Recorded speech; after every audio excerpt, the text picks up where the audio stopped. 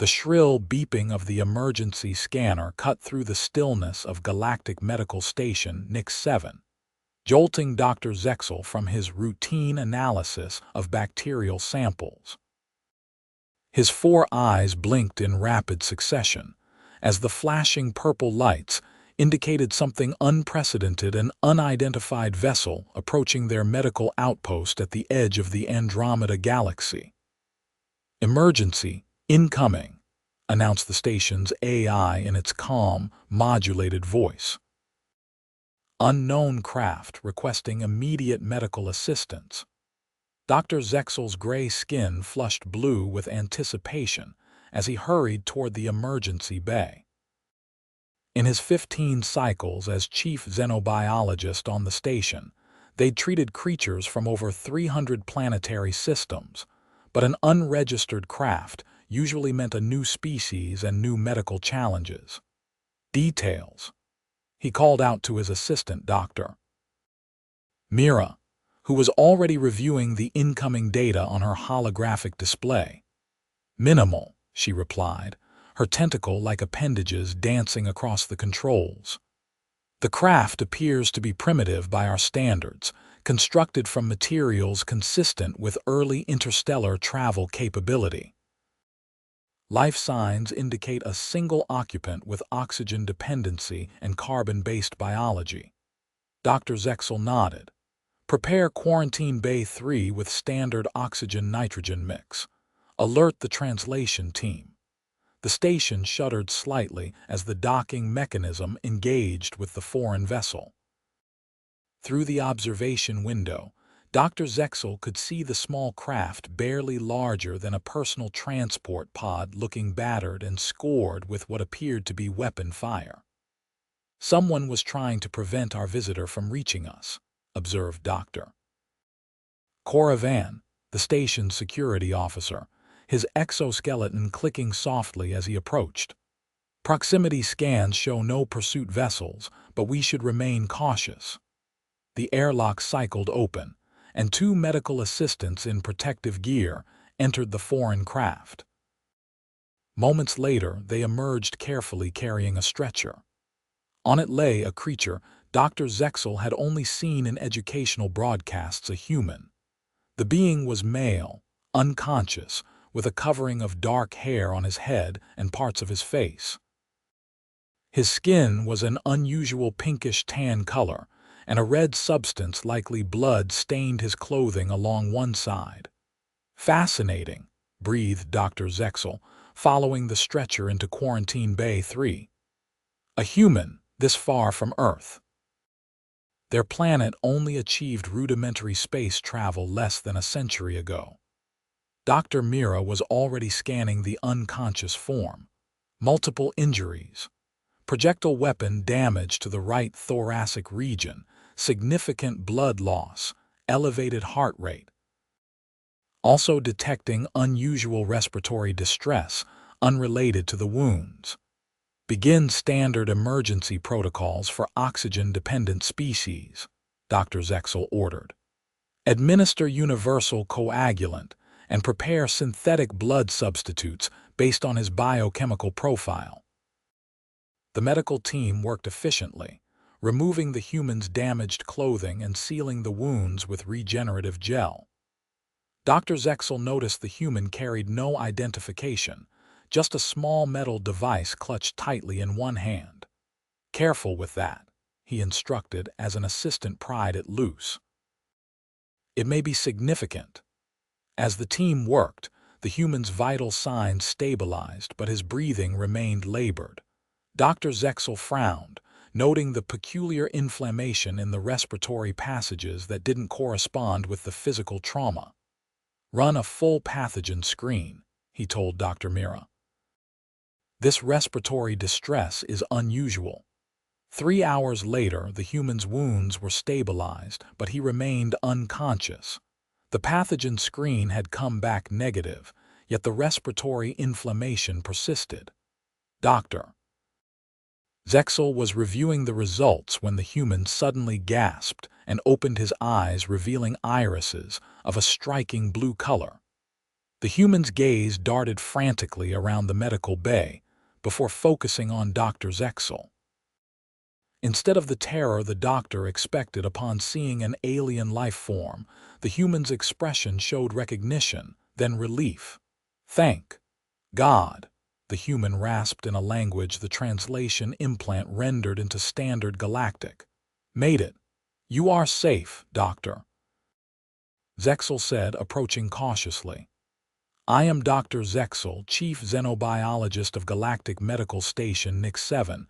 You have suffered significant injuries, but they are being treated." The human tried to sit up but winced in pain. "My name is Adam Drake. Earth, explorer, ship attacked. Need to warn."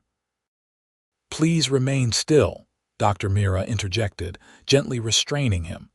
"Your wounds require time to heal." Adam complied, sinking back onto the medical platform. "Where am I?" "You're approximately 12 light years from the Kepler 438 system," Dr. Zexal explained. "This is a neutral medical outpost serving all species recognized by the Galactic Council." Adam's eyes widened. "You know about humans? We have educational data, yes, though your kind rarely ventures this far. Earth is not yet a member of the Galactic Council." The human seemed to process this information, then suddenly his face contorted. His breathing became more labored, and he began making an unusual sound, a repetitive expulsion of air. "Ah, ah, achoo." The forceful expulsion startled the medical team. "What was that?" Dr. Mira asked, alarmed. Before Adam could answer, he repeated the strange action several times in succession. "Achoo! Achoo! Achoo!" Dr. Zexal observed with fascination as the human's eyes watered and his nasal passages produced excess fluid. Checking his instruments, he noted no change in the human's wound status, but his respiratory inflammation was increasing. "Are you experiencing pain?" Dr. Zexal asked. Adam shook his head, wiping at his nose with the back of his hand. "Not pain, it's just, achoo, allergies." The translation implant struggled with the last word, unable to find a galactic equivalent. "Your translation device is having difficulty," Dr. Zexal noted. "Can you explain this allergies concept?" Adam looked surprised. "You don't have allergies." "It's when your body overreacts to something harmless like pollen or dust. Mine got worse after I left Earth." Dr. Zexal and Dr. Mira exchanged glances. The concept was entirely foreign to them. "An immune response to a non-pathogenic substance," Dr. Zexal clarified. "That is biologically illogical." "Well, tell that to my immune system," Adam replied, followed by another explosive sneeze. "Do you have any plants on this station? Flowering ones?" Dr. Mira consulted her data pad. "We maintain several botanical sections for oxygen generation and medicinal purposes." Section 4 contains flowering specimens from 16 different systems. "That's probably it," Adam said, his voice congested. "I'm allergic to most types of pollen. My emergency launch probably left me without my allergy medication." Dr. Zexal was fascinated. "Your species' immune system attacks harmless botanical reproductive particles. What evolutionary advantage could this possibly serve?" Adam managed a weak laugh that turned into a cough. "None whatsoever. It's just one of those human quirks that makes life miserable. My eyes itch, my nose runs, I sneeze. It's not dangerous, just uncomfortable." "Curious," Dr. Zexal murmured. "In all my years studying xenobiology, I've never encountered a species with such a counterproductive immune response." Dr. Mira looked skeptical. "Perhaps this is a unique pathology to this individual. A genetic anomaly." Adam shook his head, then immediately regretted the motion as it triggered another sneezing fit. "No, about 20% of humans have some kind of allergic condition. Some are mild like mine, others can be life-threatening." Dr. Zexal's 4 eyes widened simultaneously. Life-threatening. Your immune system can kill you over non-harmful substances. Anaphylaxis, Adam confirmed. Some people can die from eating certain foods or being stung by insects. Their throat swells shut, blood pressure drops. It's serious. The medical team stared at him in disbelief. Dr. Zexal recovered first, his scientific curiosity piqued. I must document this.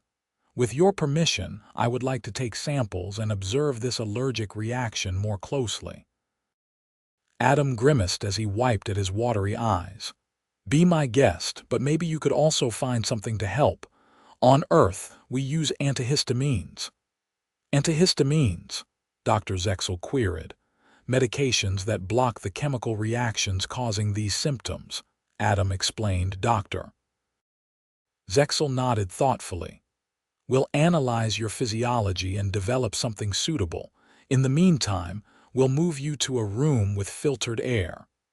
As the team prepared to transfer Adam to a new room, Dr. Coravan entered the medical bay, his posture tense. Doctor.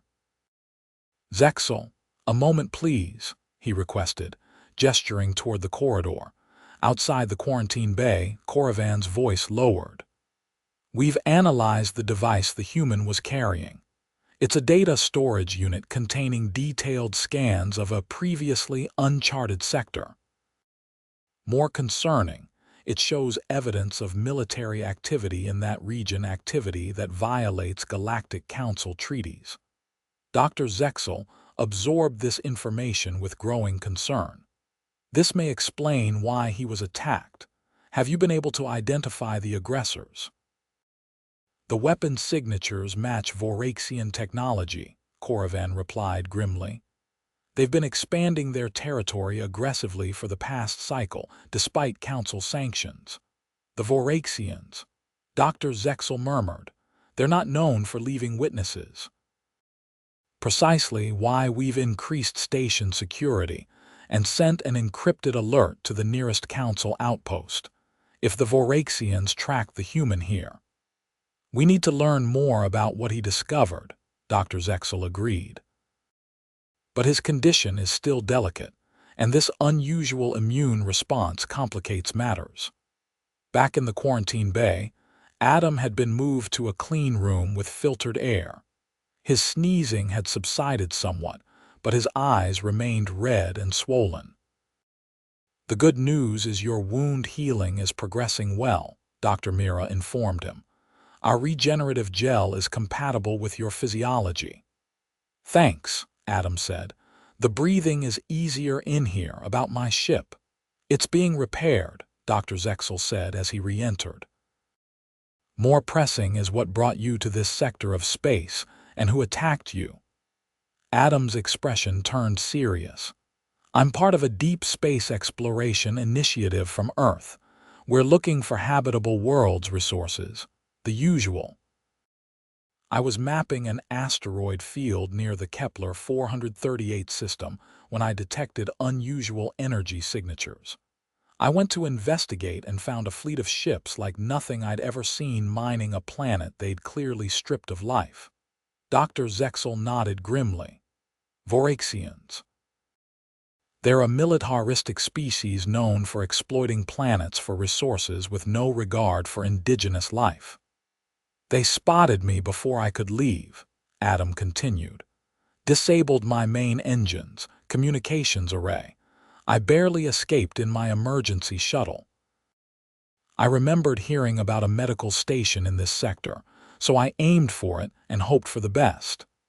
The data you collected could be crucial evidence for the Galactic Council, Dr. Zexal explained.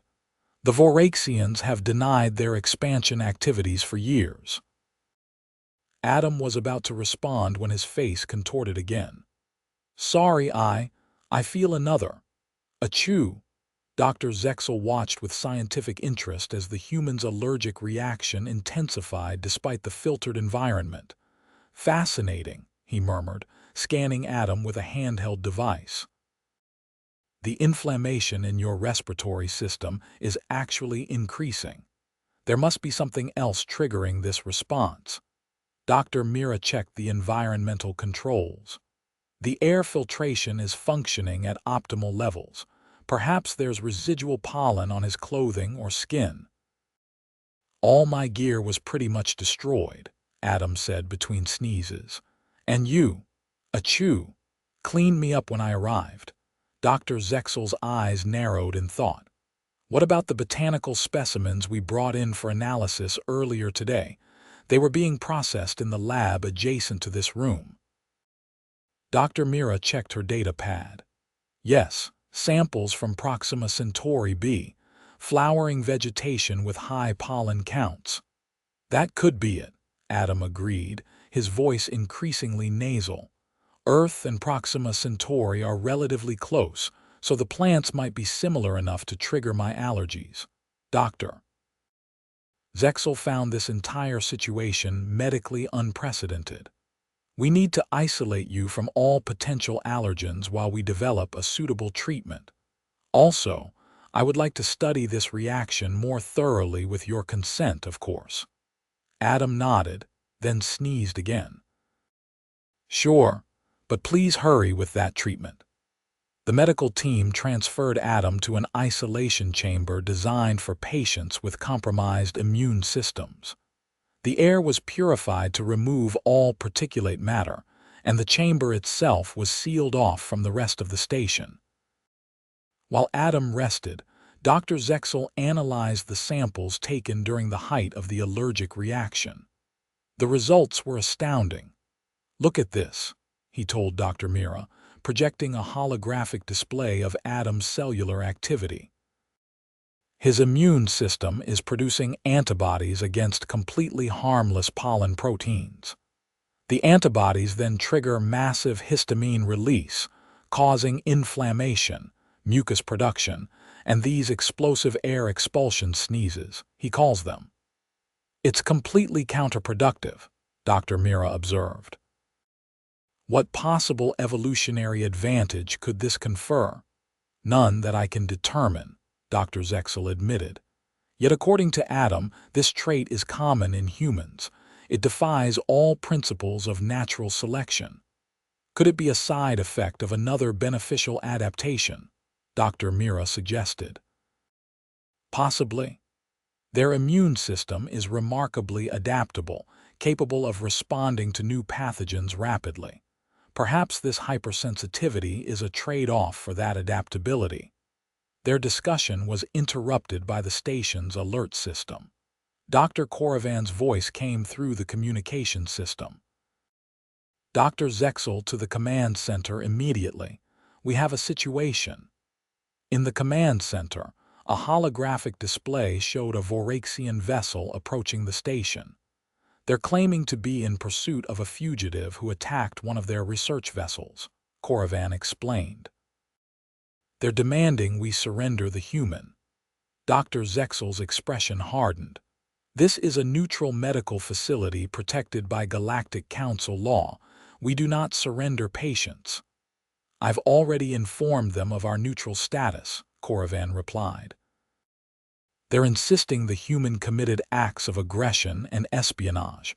They're threatening to board by force if necessary. Contact the Council immediately, Dr. Zexal ordered, and prepare defensive protocols. No armed forces are permitted on this station under any circumstances. As the station staff mobilized, Dr. Zexal returned to check on Adam. The human's condition had improved in the allergen-free environment, though his eyes remained red and his breathing slightly labored. We have a complication, Dr. Zexal informed him. The Voraxians have tracked you here. Adam's face paled. That's not good. Their commander saw me downloading their data. They'll do anything to get it back. The station is under Council protection, Dr. Zexal assured him. We've sent an emergency transmission, but it will take time for assistance to arrive. In the meantime, we need to keep you hidden and continue working on your treatment. I appreciate that, but I can't put everyone here at risk, Adam said, attempting to sit up. Please remain still, Dr. Zexal insisted. Your wounds are still healing and this station has withstood threats before. Our primary mission is to provide medical care to all species, regardless of political conflicts. Adam reluctantly complied. At least let me explain exactly what I found. The Voraxians aren't just mining, they're testing weapons. Planet-killer weapons. That's why they're so desperate to keep it secret. Dr. Zexal's 4 eyes widened. That would violate the most fundamental council laws. The development of mass extinction weapons was banned after the SETI conflict. I have the proof, Adam said. Energy readings, blast patterns, radiation signatures, all consistent with antimatter weapons testing. They're preparing for something big. The gravity of this information settled heavily on Dr. Zexal. If true, the Voraxian activities represented a threat to every peaceful system in the sector. We need to protect this evidence at all costs, he decided. Dr. Mira will continue developing a treatment for your allergic condition while I deal with our unwelcome visitors. In the medical lab, Dr. Mira had made a breakthrough. I believe I've synthesized a compound similar to your Earth antihistamines, she told Adam. It should block the receptors that respond to histamine in your system. Adam eyed the glowing blue liquid with apprehension. How sure are you about this? Our simulations show a 94% compatibility with your physiology, she replied. Given the circumstances, it may be worth the risk. Your continued sneezing could compromise your healing wounds. After a moment's hesitation, Adam nodded. All right, let's try it, doctor. Mira administered the compound through an aerosol delivery system. Almost immediately, Adam felt his nasal passages clearing and the itching in his eyes subsiding. Wow, he said, taking a deep breath. That works even better than my Earth medication. Fascinating, Dr. Mira observed. Your body's response to the compound is remarkably efficient. This opens interesting possibilities for treating other species with similar immune dysfunctions, should they exist. Their moment of success was short-lived. The station shuddered violently, and emergency lights flashed. Warning, announced the station's AI. Unauthorized docking attempt in progress. Security breach imminent. Dr. Mira quickly gathered essential medical supplies. We need to move you. The Voraxians have clearly decided to ignore council law. I can walk, Adam insisted, carefully standing. His wound site was tender, but the regenerative gel had done its work well. Where are we going? The station has emergency protocols for this situation, Dr. Mira explained, leading him through a hidden door that opened in the wall of the isolation chamber. We maintain several shielded areas that don't appear on standard scans.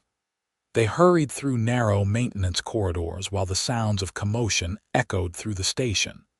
Eventually, they reached a small, well-equipped room hidden behind the primary power core. The energy signatures from the core will mask your life signs, Dr. Mira explained. Stay here. I'll return when it's safe. Left alone, Adam examined the small space. It contained basic medical supplies, food rations, and a communication terminal. He could access the station's internal cameras, which showed Voraxian soldiers moving through the corridors. Their reptilian forms were encased in black armor, and they carried weapons that hummed with energy. On one screen, he could see Dr. Zexal confronting what appeared to be the Voraxian commander in the main reception area. This facility is protected by Galactic Council law, Dr. Zexal was saying, his posture straight despite being dwarfed by the towering Voraxian. Your presence here with weapons is a direct violation of that law, the Voraxian commander hissed, revealing rows of sharp teeth. We pursue a criminal who attacked our research vessel and stole classified information. Your protection of this criminal makes you complicit. We are treating an injured patient, Dr. Zexal countered. If you have accusations against him, you may file them with the Galactic Council and request a formal hearing. The commander's tail lashed angrily. We do not recognize council authority in this matter. The human has committed acts of aggression against the Voraxian Imperium. Surrender him immediately. I'm afraid that's impossible, Dr. Zexal replied calmly. Even if I wanted to, the human is no longer on this station. He was transferred to a council medical facility hours ago. Adam could see the lie was bold but necessary. The Voraxian commander was clearly skeptical. Search the station, he ordered his soldiers. Find any evidence of the human's presence or current location. As the soldiers dispersed, Dr. Zexal remained outwardly calm, though Adam could see the tension in his posture. The doctor was putting himself and the entire station at risk to protect him. Hours passed as Adam watched the Voraxians systematically search the station. They were thorough, using advanced scanning technology and intimidating the staff, but the shielded room remained undetected. The medication Dr. Mira had given him continued to work effectively, keeping his allergic symptoms suppressed. Without the constant sneezing, he could think more clearly about his situation. The data he'd collected was too important to risk falling into Voraxian hands. If they were indeed developing planet-killer weapons, the entire galaxy could be at risk. But how could he get this information to the Council with the Voraxians blocking the way? His thoughts were interrupted by the door to his hiding place sliding open. Dr. Zexal entered quickly, looking weary but relieved. The Voraxians are still searching, but they're becoming frustrated, he reported. A council enforcement vessel has responded to our distress call and will arrive within 6 hours. We need to keep you hidden until then. How's the rest of the staff? Adam asked. Frightened but resolute, Doctor. Zexal replied. The Voraxians have not physically harmed anyone, but their presence is disruptive to our work. I'm sorry for bringing this trouble to your doorstep, Adam said sincerely. Dr. Zexal made a dismissive gesture with one of his forearms. You have nothing to apologize for. The information you carry could save countless lives if the Voraxians truly are developing prohibited weapons. How's my ship? Adam asked. Damaged beyond our ability to repair quickly, Dr. Zexal admitted. But once the Council enforcement vessel arrives, they can transport you to safety. A sudden commotion on the monitoring screen caught their attention. A group of Voraxian soldiers had cornered Dr. Mira in the laboratory. We found traces of human DNA in this lab, the lead soldier was saying, and compounds consistent with human medical treatment. Dr. Mira remained composed. Of course you did. As we informed your commander, we treated a human patient before transferring him. This is a medical facility. Finding evidence of treatment is hardly surprising. The soldier leaned closer, his reptilian face inches from hers. Our scanners detected recent formulation of a compound designed to treat a specific human condition, an immune response to non-pathogenic particles. This was created within the last cycle, not hours ago as your chief medical officer claimed. Adam's heart sank. The antihistamine compound Dr. Mira had created for him had given them away. Dr. Zexal watched the screen with growing concern. They're more thorough than I anticipated. On the screen, the Voraxian commander had joined his soldiers in the laboratory. This deception confirms our suspicions. The human is still here. Find him. The commander turned to Dr. Mira. Tell us where he is hidden, and we will leave your facility intact. I have nothing to tell you, Dr. Mira replied steadily. The commander nodded to one of his soldiers, who aimed a weapon at the laboratory equipment. A pulse of energy shattered delicate instruments and set samples ablaze. That represents years of research, the commander said coldly. We will systematically destroy everything in this station until you cooperate. Adam couldn't watch anymore. I have to give myself up. They'll tear this place apart looking for me. Dr. Zexal blocked his path to the door. Absolutely not. The council vessel will be here soon. Not soon enough, Adam argued.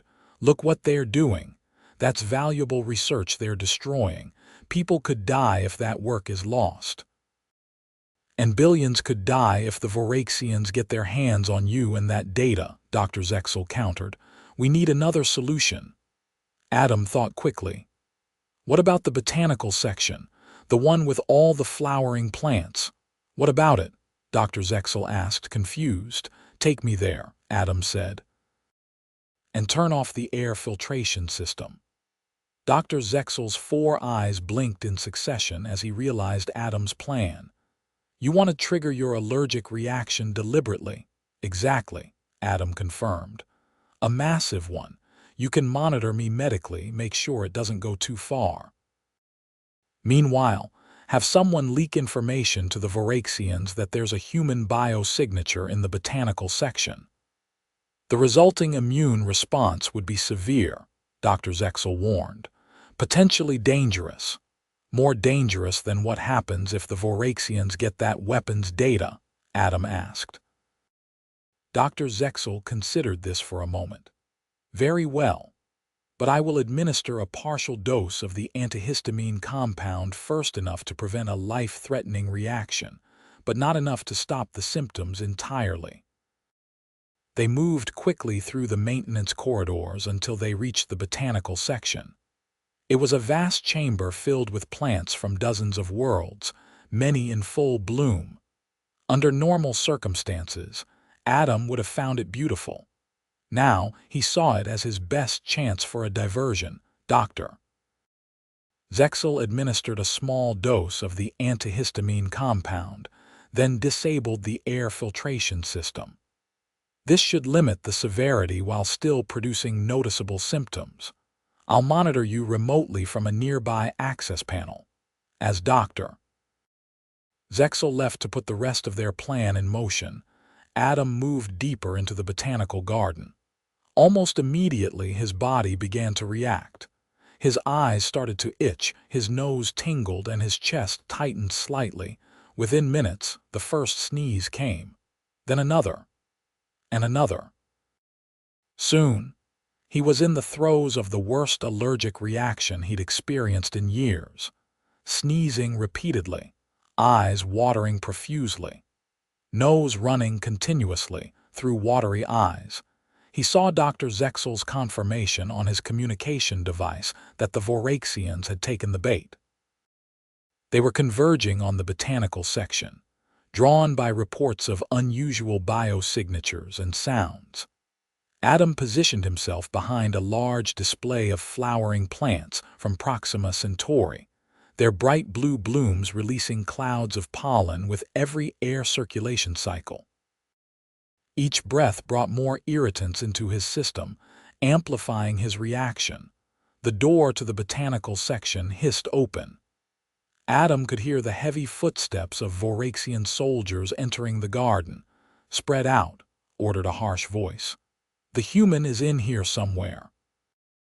Adam remained hidden, trying to control his breathing, but the pollen-saturated air made it impossible. A massive sneeze built up inside him. "Ah, achoo!" The sound echoed through the garden. "There," shouted a soldier. Behind those blue plants, Adam had no choice but to run. He darted between plant displays, sneezing constantly, his eyes so watery he could barely see. The Voraxians pursued, their heavy armor slowing them down among the dense vegetation. Achoo! Achoo! Adam couldn't stop the sneezing, each explosive outburst revealing his position. A stun blast narrowly missed him, hitting a water distribution system instead. The pipe burst, spraying water across a section of the garden and creating a slippery surface. 2 pursuing Voraxians lost their footing and crashed into a display of towering fern-like plants, becoming entangled. Adam used the momentary confusion to change direction, heading toward a service exit Dr. Zexal had marked on his communicator. His lungs burned from the combination of exertion and allergen exposure, but adrenaline kept him moving.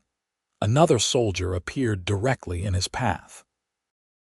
Adam, vision blurred by tears and unable to change direction in time, slammed directly into the Voraxian. Under normal circumstances, this would have been like hitting a wall, but the Voraxian, unprepared for the collision, stumbled backward. What happened next was something neither Adam nor any Voraxian could have anticipated. As they both fell, Adam's face came within inches of the soldier's armor covered in microscopic particles of pollen from the garden. Achoo! The massive sneeze hit the Voraxian point blank, covering its face and breathing apparatus with human mucus and saliva. The effect was immediate and shocking. The Voraxian began to convulse, dropping its weapon and clawing at its face plate.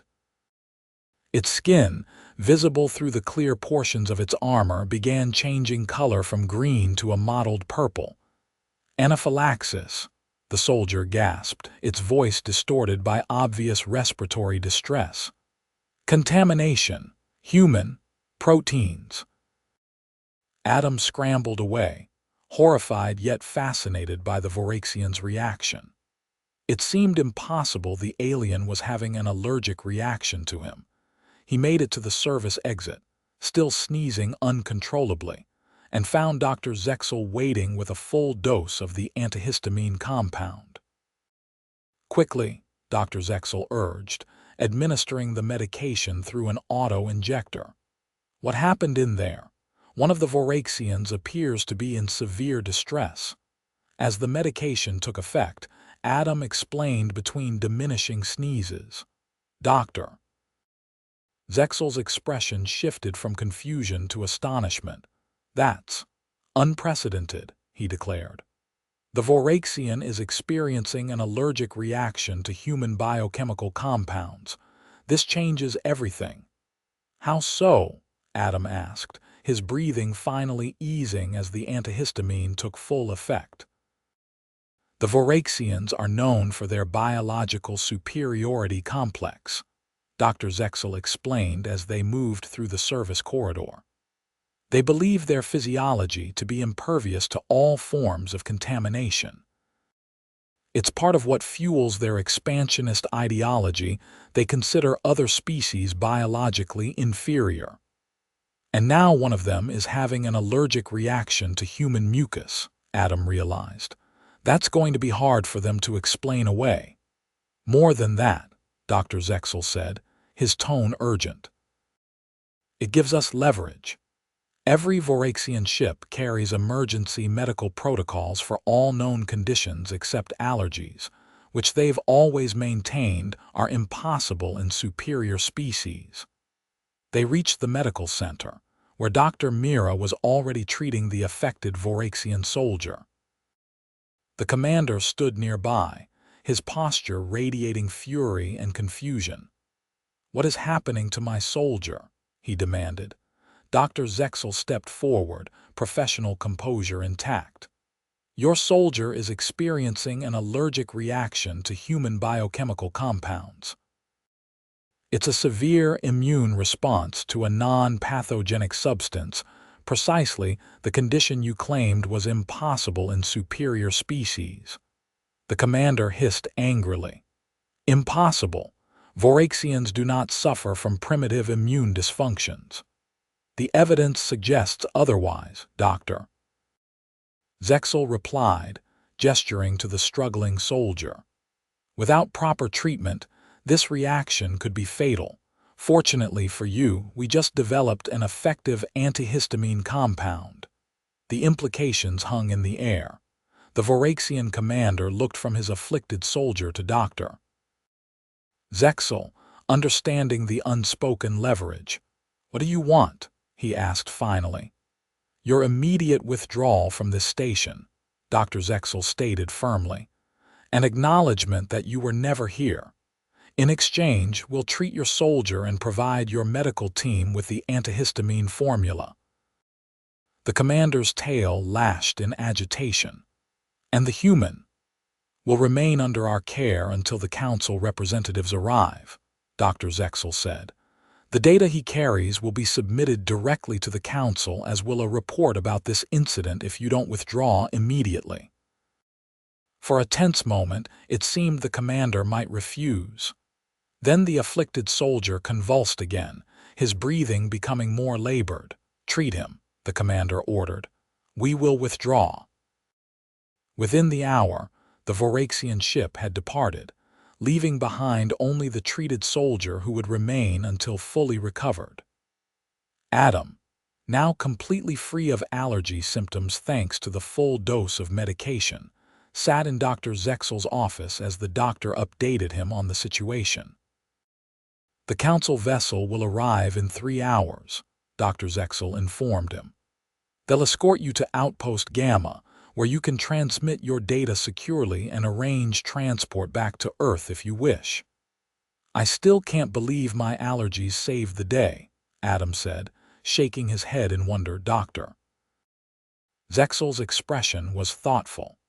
"It's remarkably fortuitous. What your species considers a medical inconvenience proved to be an unexpected advantage.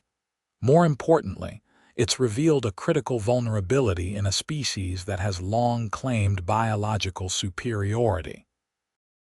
"Will the Voraxians face consequences for developing those weapons?" Adam asked. "The Council will investigate based on your evidence," Dr. Zexal assured him. "If confirmed, sanctions will be severe. The Voraxians may have inadvertently accelerated their own downfall by pursuing you here." "Doctor." Mira entered the office, carrying a data pad. "I've completed my analysis of both the human allergic response and the Voraxian reaction. The results are fascinating." She displayed a holographic comparison of cellular reactions. "The mechanisms are surprisingly similar. In both cases, the immune system identifies a harmless substance as dangerous and overreacts. The difference is in the trigger for humans. It's plant pollen. For Voraxians, it's specific proteins found in human mucus." "So we're allergic to each other," Adam said with a hint of irony. "That's going to make future diplomatic relations interesting." "It's more significant than that," Dr. Mira continued. "This discovery challenges fundamental assumptions about immune function across species. If two evolutionarily unrelated species can develop similar immune dysfunctions, it suggests this isn't merely a quirk of human biology. It could be a widespread phenomenon," Dr. Zexal realized, "simply undiagnosed because most species haven't encountered the specific triggers." "Exactly, Doctor." Mira confirmed. "I've already begun compiling data from our patient records, looking for previously unexplained immune responses that might actually have been allergic reactions." Adam watched the two doctors, their scientific excitement palpable. "So my sneezing fit might lead to a major medical breakthrough." "More than that," Dr. Zexal said seriously. "It may fundamentally change how species interact. If allergy potential exists widely, protocols for first contact, diplomacy, even space travel might need revision." 3 days later, Adam stood in the station's departure bay. His wounds had healed completely thanks to the advanced medical care, and the antihistamine compound Dr. Mira had developed kept his allergy symptoms completely at bay. The Council enforcement vessel had arrived as promised, and confirmed the validity of his data on Voraxian weapons development. A full investigation was now underway, with multiple Council species expressing grave concern over the findings. The Council has extended an invitation for Earth to send representatives to discuss potential membership. Dr. Zexal informed him as they waited for his transport shuttle. Your discovery has accelerated humanity's introduction to the galactic community by several decades. I'm not sure I'm the best ambassador, Adam said with a smile. I tend to sneeze on important people. On the contrary, Dr. Zexal replied, your defective immune system has provided valuable insights that may benefit countless species. We've already identified 3 other species in our medical records with previously misdiagnosed allergic conditions. Dr. Mira approached, carrying a small metallic case. Your supply of antihistamine compound, she explained, handing it to Adam. Enough for 6 months. The formula has also been transmitted to Earth's medical authorities through council channels. Thank you, Adam said sincerely, for everything. You saved my life, protected me from the Voraxians, and cured my allergies all in one go. Not cured, Dr. Zexal corrected. Managed. The underlying immune response remains, but perhaps that's for the best. Adam raised an eyebrow. How so? Your defective immune system detected something in Voraxian biology that our most advanced scanners missed, Dr. Zexal explained. It suggests allergies might not be entirely purposeless after all. Perhaps they are an evolutionary adaptation we simply don't fully understand yet. The shuttle's arrival was announced, and Adam gathered his few belongings. The council had provided him with new clothing, communications equipment, and personal items to replace what had been lost. Will you continue your exploration mission? Dr. Mira asked. Adam nodded. With better equipment and council support this time. There's a whole galaxy out there, and apparently I've only scratched the surface. Just remember to pack your antihistamine compound, Dr. Zexal advised with what Adam had come to recognize as the alien equivalent of a smile. The universe is full of unexpected allergens. As Adam boarded the shuttle that would take him to the council outpost, he reflected on the strange turn of events. His lifelong medical annoyance, the allergies that had made spring on Earth a misery, since childhood had not only saved his life, but potentially changed the course of human history and galactic medicine. Sometimes, he thought as the shuttle doors closed, even the most irritating quirks of biology could prove unexpectedly valuable. He made a mental note to send flowers, hypoallergenic ones, to his childhood allergist when he returned to Earth. The doctor would never believe where Adam's allergies had taken him, or what they had helped him discover. The shuttle detached from the medical station, carrying Adam toward a future where humans and aliens would learn to navigate their biological differences, sneezes and all.